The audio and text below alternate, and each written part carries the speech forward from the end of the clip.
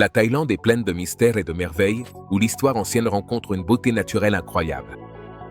Voici les 20 choses les plus étranges découvertes récemment en Thaïlande. Numéro 20, le festival du Buffet des singes. Il ne devrait pas être surprenant qu'il y ait des singes en Asie, lorsqu'on peut en trouver dans plusieurs parties du monde. Mais ce qui pourrait vous surprendre, c'est qu'en Thaïlande, il existe un festival qui rend hommage aux singes en leur offrant un véritable buffet de nourriture. Celui-ci a lieu chaque novembre, le dernier dimanche du mois. Et quand je dis que c'est un festival, je ne plaisante pas.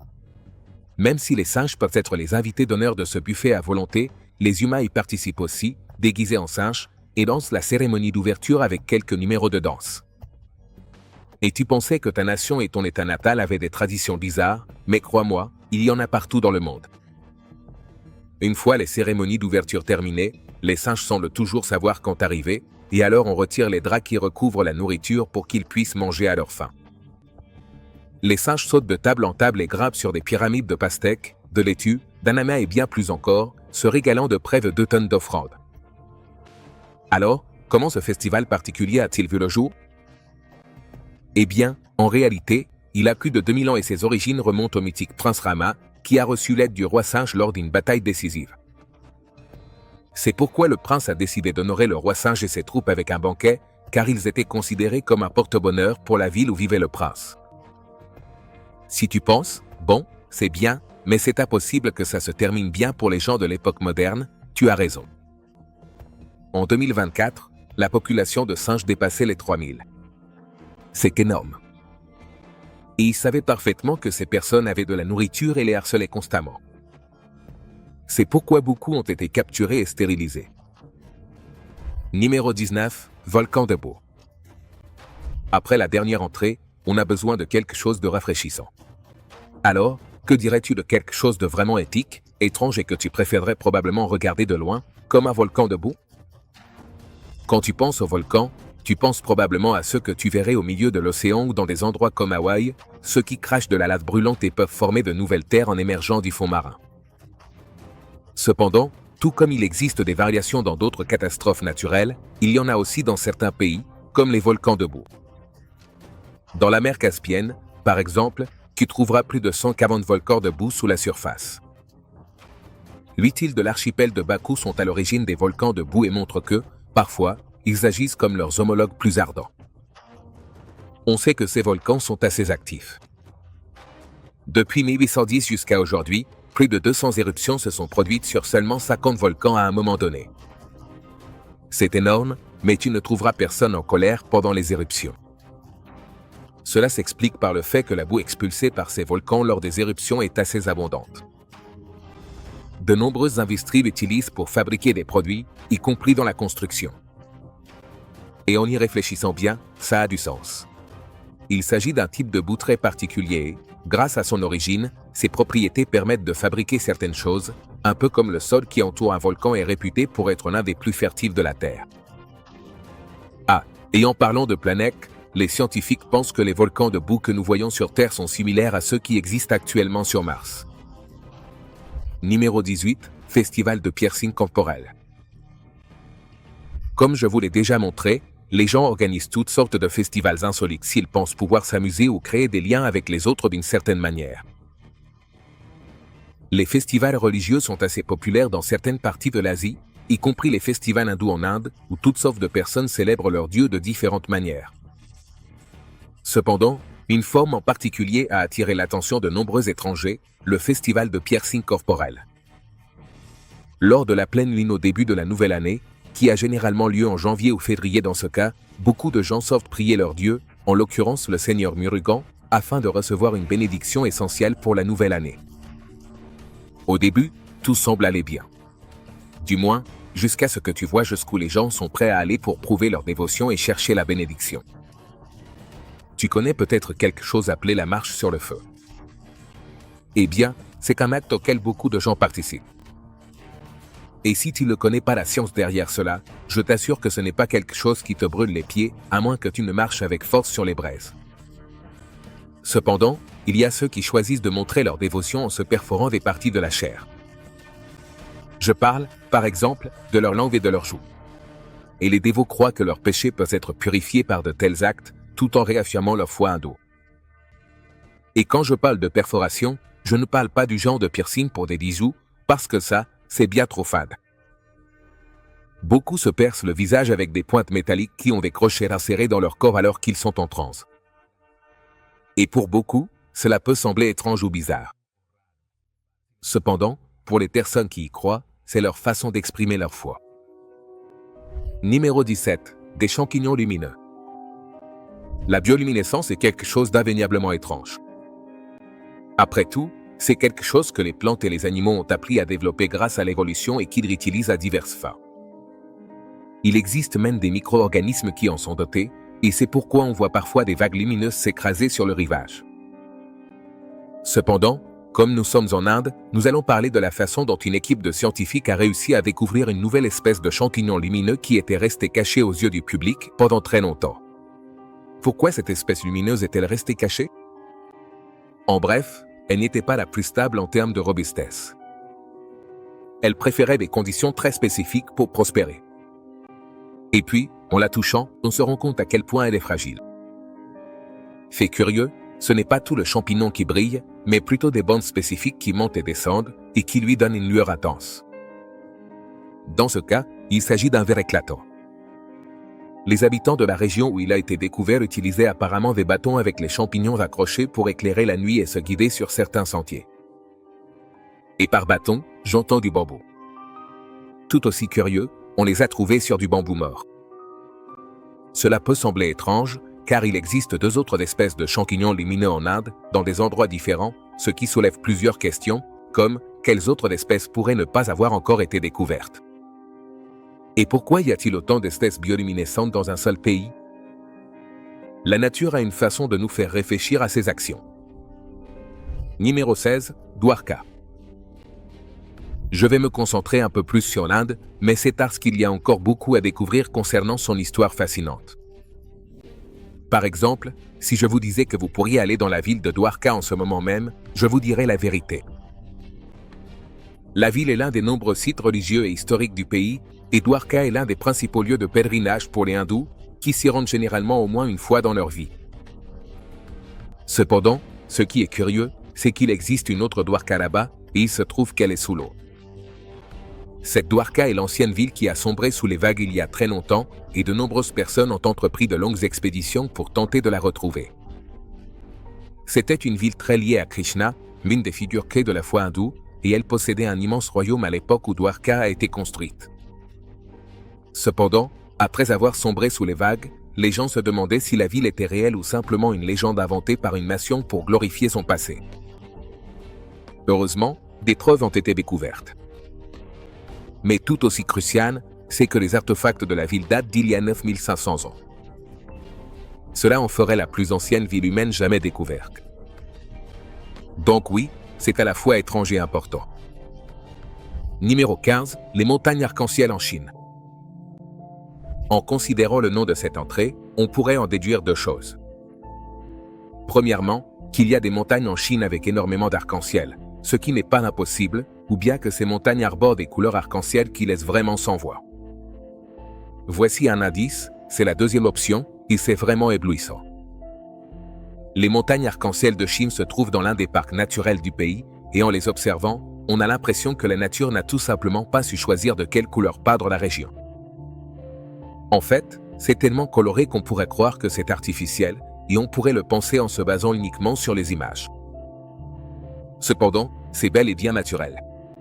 En gros, ces montagnes sont composées de grès et de limonite datant du Crétacé, qui ont été exposés aux éléments naturels pendant de nombreuses années. C'est un point clé, car à un moment donné, elles étaient probablement d'une seule couleur, puis, avec le temps et l'action de la nature, elles ont changé, se sont soulevées, se sont affaissées et se sont érodées jusqu'à révéler une profusion de couleurs. En conséquence, on obtient les montagnes arc-en-ciel. Ça peut sembler fou, mais tu peux aller les voir toi-même si tu penses que je ne suis pas sincère. Numéro 14, les cafés achats du Japon. Maintenant, direction la terre de la culture. Le Japon est connu pour être déjanté et excentrique, dans le meilleur sens du terme, et pourtant, son peuple adore tout ce qui est étrange et embrasse la folie qu'on peut y trouver. Et un beau exemple, ce sont les cafés à chats.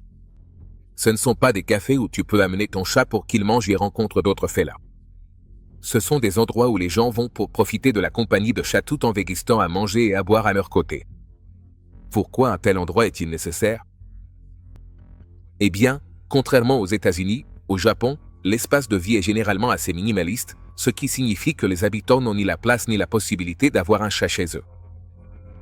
Alors ils font la deuxième meilleure chose, ils vont dans des endroits comme ces cafés, où ils peuvent être proches des chats sans avoir à en posséder un. Si on y réfléchit, c'est bien moins cher de cette façon et on n'a pas à se soucier du stress d'avoir un félin. Ça peut être beaucoup, tu sais. Ce sont sans aucun doute des endroits incroyablement populaires. Tellement populaires que quelqu'un est même allé à Shark Tank pour essayer de présenter l'idée au public américain. Numéro 13, l'armée de terre cuite. Selon depuis combien de temps tu suis la chaîne, tu connais sûrement déjà l'armée de terre cuite, puisqu'on en a parlé de très nombreuses fois. Pour ceux qui ne le sauraient pas, il s'agissait de sculptures en terre cuite découvertes dans la tombe du premier empereur de Chine. À première vue, cela peut ne pas sembler étrange dans un certain contexte, mais ça va devenir très bizarre. Voyez-vous, il ne s'agissait pas seulement de quelques statues, ni même de quelques douzaines. En réalité, il y avait plus de 8000 statues imposantes représentant des soldats, des chevaux, des chars et bien plus encore. Et ce qui est tout aussi important, c'est qu'elles étaient toutes faites à la main et unique. Cela signifiait que chacune était fabriquée individuellement, puis placée à l'intérieur de la tombe. Il suffit de penser à l'effort et au temps que tout cela a dû demander. Ce qui m'amène à la question de savoir pourquoi ils auraient fait cela. Eh bien, tout d'abord, il s'agissait d'une figure clé de l'histoire de la Chine. Mais ses partisans voulaient aussi qu'il ait des soldats, des chevaux, des chars et, apparemment, même des acrobates à commander dans l'au-delà. Pour eux, il s'agissait de s'assurer que leur ancien chef ait tout ce dont il avait besoin dans la mort, tout comme il avait eu tout ce qu'il voulait de son vivant. Numéro 12, la forêt de pierre de Chine. Si tu as aimé explorer la dernière merveille de la Chine, je t'invite à découvrir une autre attraction naturelle fascinante qui ne manquera pas de captiver ton imagination, une forêt extraordinaire composée entièrement de majestueuses pierres. Ce que tu trouveras ici, c'est une collection vraiment impressionnante de formations de calcaire qui s'élèvent majestueusement du sol, atteignant des hauteurs si surprenantes que, dans de nombreux cas, elles dépassent même les arbres les plus hauts des environs. En contemplant ce paysage unique dans son ensemble, avec ses innombrables piliers de pierre qui s'étendent à perte de vue, on comprend parfaitement pourquoi on l'appelle la forêt de pierre. Le plus fascinant dans tout cela, c'est l'origine de cette merveille géologique. Ce que nous voyons aujourd'hui comme une forêt de pierre était, il y a des millions d'années, une vaste mer qui abritait d'immenses dépôts de calcaire et de grès dans ses profondeurs. Au fil d'innombrables millénaires, les eaux marines se sont progressivement retirées et les processus d'érosion ont méticuleusement sculpté ces formations rocheuses jusqu'à créer le paysage spectaculaire que nous pouvons admirer aujourd'hui. Ce phénomène nous rappelle que la nature est une artiste sans égale, capable de créer des chefs-d'œuvre qui défient notre imagination, et que, dans n'importe quel coin du monde, la prochaine merveille naturelle qui nous coupera le souffle pourrait être en train de se former. Numéro 11, combat de poules. Le fait de faire se battre des animaux est une pratique profondément enracinée dans de nombreuses cultures à travers le monde, se manifestant de diverses manières et pour de multiples raisons au fil de l'histoire. Cette activité a été présente dans une grande variété de contextes historiques et culturels, des grands spectacles du Colisée de Rome jusqu'aux manifestations plus locales et contemporaines. De nos jours, dans des régions comme l'Indonésie, il existe un phénomène particulier où certains habitants continuent d'organiser des combats de coqs, malgré leur statut illégal. Cette persistance de la pratique, en dépit de son interdiction légale explicite, reflète un réseau complexe de motivations incluant des facteurs personnels, économiques et profondément culturels. Un cas particulièrement révélateur a été documenté par un journaliste qui, lors de sa visite dans une communauté locale, a découvert que ces combats étaient organisés non pas simplement pour le divertissement ou la tradition, mais comme moyen de collecter des fonds destinés à une école de la région. Cette situation soulève une profonde et troublante paradoxe sociale, le fait qu'une communauté se voit contrainte de recourir à une pratique éthiquement contestable et légalement interdite pour financer quelque chose d'aussi fondamental que l'éducation de ses enfants. Cette réalité nous invite à une réflexion plus large sur les circonstances socio-économiques qui peuvent mener à de telles décisions. Néanmoins, il est crucial de souligner que, quelles que soient les motivations sous-jacentes ou les objectifs apparemment nobles poursuivis, ces pratiques constituent une forme de cruauté envers les animaux qui ne saurait être justifiée dans aucun contexte et, par conséquent, leur interdiction universelle devrait être une priorité dans toute société civilisée. Numéro 10. Parc à thème des toilettes. En arrivant aux 10 dernières entrées, il me semble juste de parler de quelque chose de vraiment exotique, quelque chose que l'on ne trouve probablement nulle part ailleurs dans le monde, comme un parc à thème des toilettes en Corée du Sud. Ceci est absolument réel et possède une origine unique, car tout tourne autour d'un musée en forme de toilette, qui fut autrefois la maison du fondateur et premier président de l'Association mondiale des toilettes. Selon la légende, cet homme est né dans des latrines. En grandissant, il s'est fait un nom dans le monde des affaires et a voulu que le monde comprenne l'importance des toilettes et comment elles pouvaient contribuer à une vie saine, ce qui est tout à fait vrai. Après sa mort, sa maison a été donnée et les gens peuvent la visiter et en apprendre davantage sur cet homme singulier. Numéro 9. Les cages à lapins. Si la dernière entrée portait sur des sujets plus légers, la suivante est un peu plus sérieuse. Les cages à lapins sont un terme qui désigne des logements à très faible revenu que l'on trouve fréquemment dans des endroits comme Hong Kong. Rien qu'en 2007, 50 personnes vivaient dans ces logements et il est facile d'imaginer que ce chiffre a augmenté ces derniers temps. Mais qu'est-ce qu'une cage à lapins, exactement? C'est une chambre avec un lit en hauteur, mais tout l'espace est enfermé dans une cage. Ça n'a pas l'air très confortable. Comme on l'a déjà dit, elles sont destinées aux personnes à faible revenu et il existe des appartements qui obtiennent des licences spéciales pour ce type de logement. Évidemment, le gouvernement de Hong Kong n'aime pas le nom de cage à lapins, car cela nuit à leur image.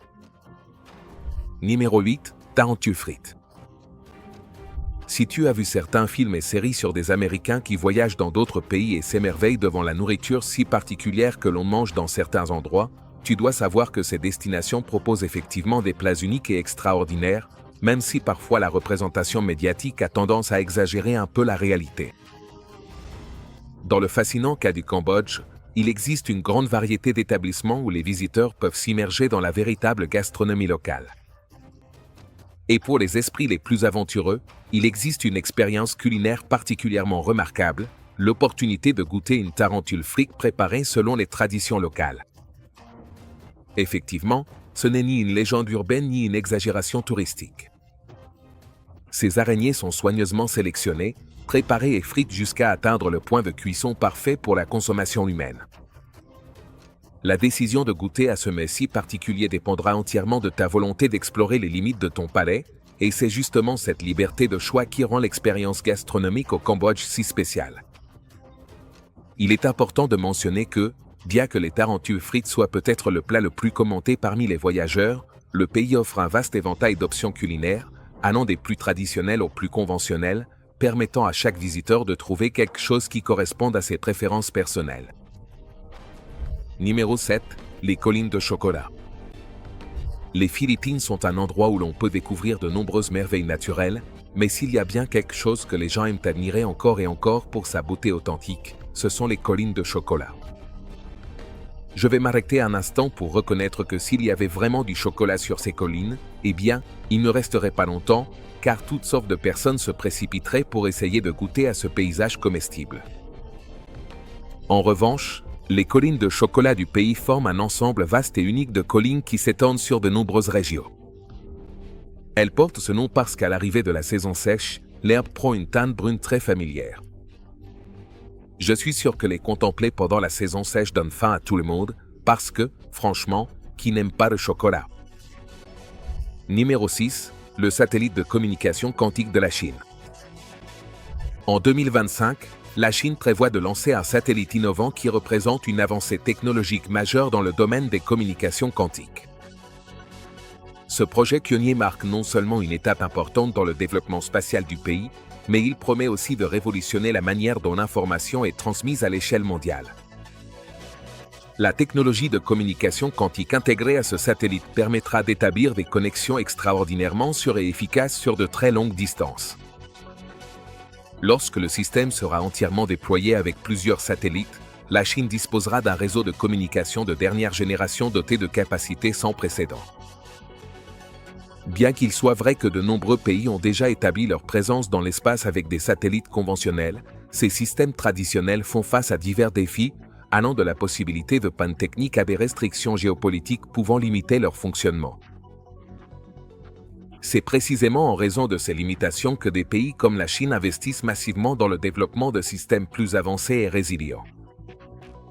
L'objectif n'est pas seulement de créer une infrastructure de communication plus robuste à usage interne, mais aussi d'établir un modèle capable d'attirer des investissements internationaux et de catalyser une nouvelle ère d'innovation dans la technologie satellitaire.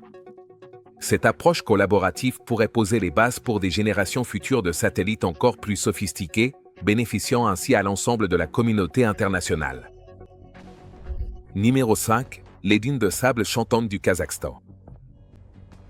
Les dunes de sable sont des formations naturelles présentes dans de nombreux pays à travers le monde, mais celles situées au Kazakhstan se distinguent par deux caractéristiques vraiment extraordinaires qui les rendent uniques.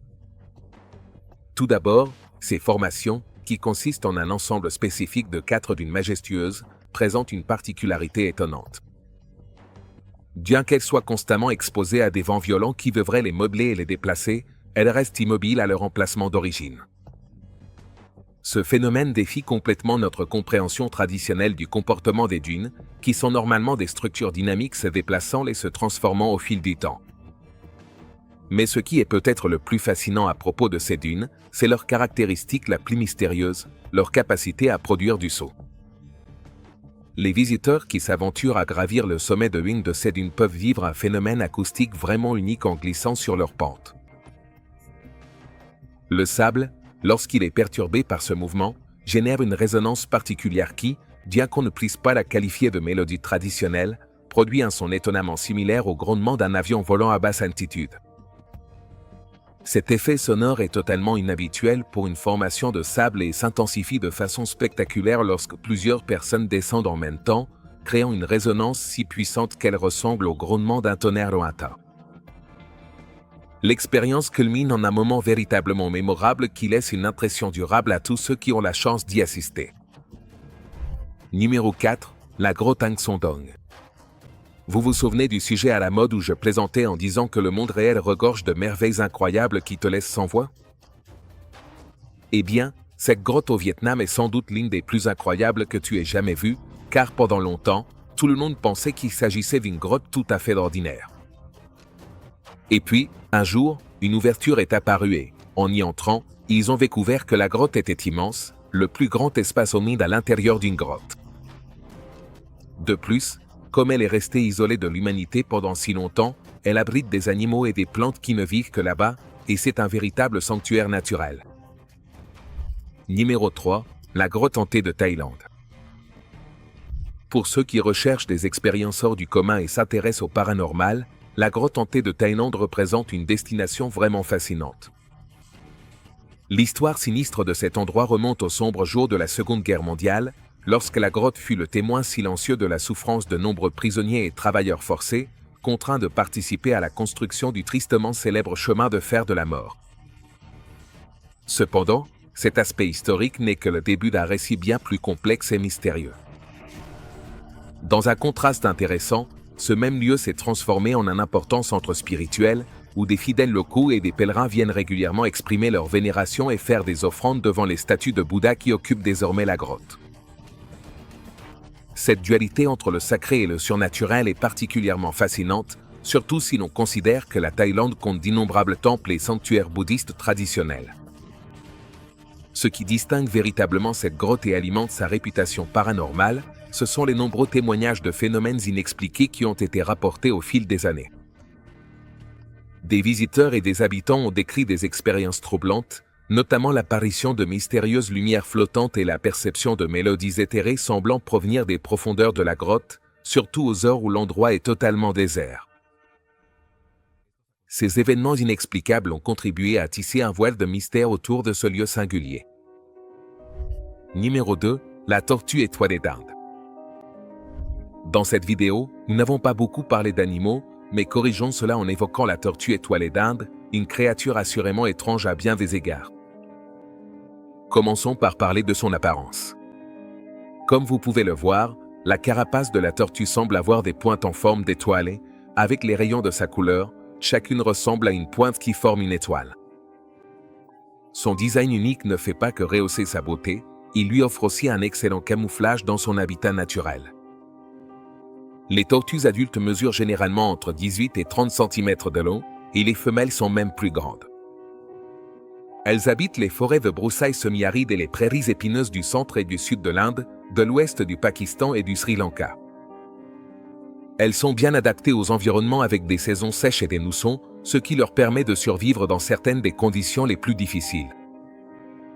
En tant qu'herbivores, elles se nourrissent principalement de différentes herbes, de fruits tombés, de fleurs et de feuilles de plantes succulentes.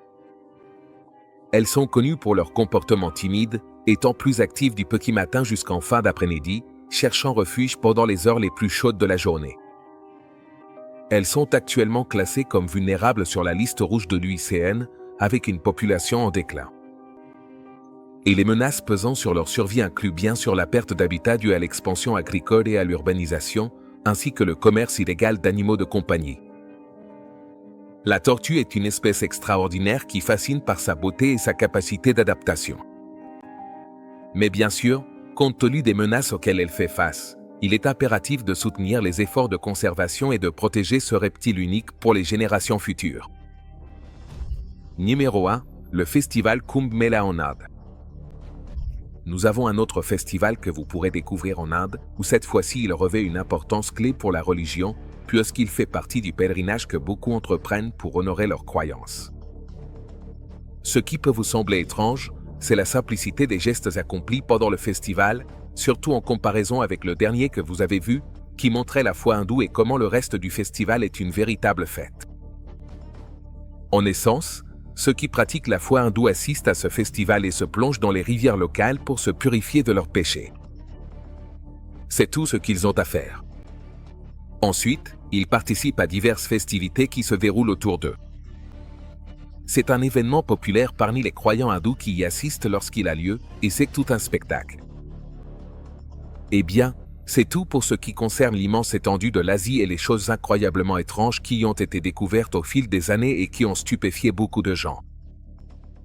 On se retrouve dans la prochaine vidéo.